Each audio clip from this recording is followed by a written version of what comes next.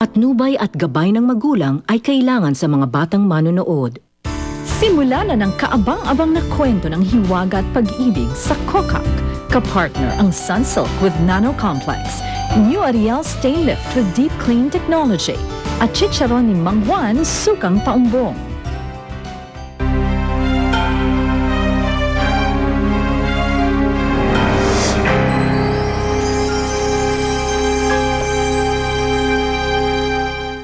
Kaya siguro maraming palaka? Ito yung sinusundan nila. Bakit po kayo nagkakaganto yung anak ko? Dahil nga sa sumpa. Sinumpa nga ang anak ko. Ang ibig sabihin, siya lang ang makakapagtanggal ng sumpa. Ang taong nagbigay ng sumpa kay Kara. Ano problema dito? Alisin mo ang sumpang binigay mo sa anak ko. Sumpa? Wala kung ano sa mga pinagsasabihin mo yan. Umalis ka sa harapan ko, ha? Chan, nasan po si Kara? Sinama ko na sa kauli niya. Chan naman, pero sino sa kanila yung anak ko? Malay ko, ipag-parin sa iyo.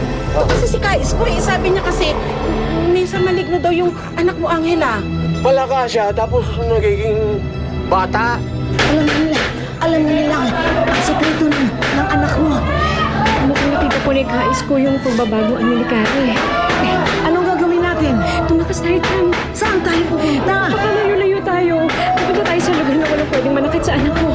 Sige, halika na sa likod tayo dumaan. Ha? Okay, halika na.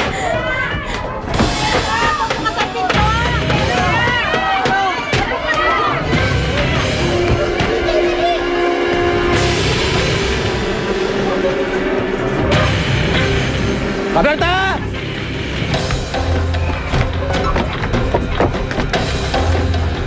Wala na sila.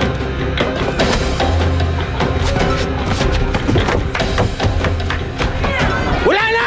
Wala na! Wala na! Nakatakas! Nakatakas sa maligno! Nakatakas sa maligno! Wala na sila! Saan ba talaga tayo pupunta? Kahit saan po, Chan. Sa malayong-malayo sa mga tao.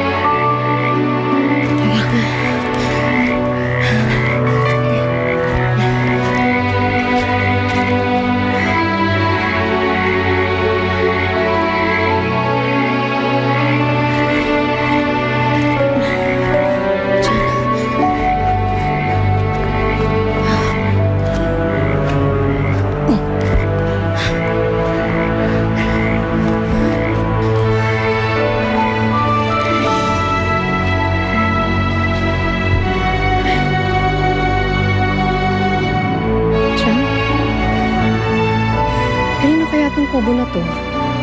Parang wala na tumitira dito eh. Talagang wala na. Gutay-gutay na eh. Dito na tayo titira, Chan. Ano? Ang layo-layo rito. Hindi ko naman ho kayo pipilitin eh. Pwede nyo naman kami iwan mag-ina dito kung gusto nyo. Nag-iisa kang kamag-anak ko eh. Iiwanan kita. O sige, pag gusto mo dito, dito na tayo. Kara, anak. Dito kita palalakihin. Malayo sa lahat. Malayo sa gulo. Malayo sa mga pwedeng manakit sa tulad mo. Anak, dito, makakapamuhay ka ng normal. Normal? Paano magiging normal yan? Pag nababasa, nagiging palaka. Kaya nga po, huwag mababasa yung talampakan niya para hindi siya magiging palaka.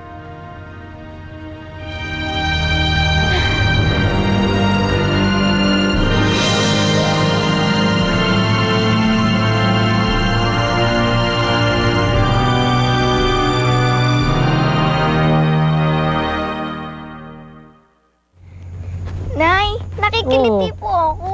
Ay, nako, sandali na lang to. Ba't kasi po hindi na lang ako maligon tulad yun, Nay? Kilikili. Kaya ko naman po yun eh. Anak, di ba sabi ko nga sa'yo, bawal kang mabasa ng tubig. Lalong-lalo na yung talampakan mo. Hindi po pwede. Kaya nga po palagi kong suot tong bote eh. Pero, bakit nga po bawal? Anak, basta sundin mo na lang ang nanay. Huwag kang maraming tanong. Teka muna, ha? May titignan muna ako yung niluluto ko. Sandali lang, anak.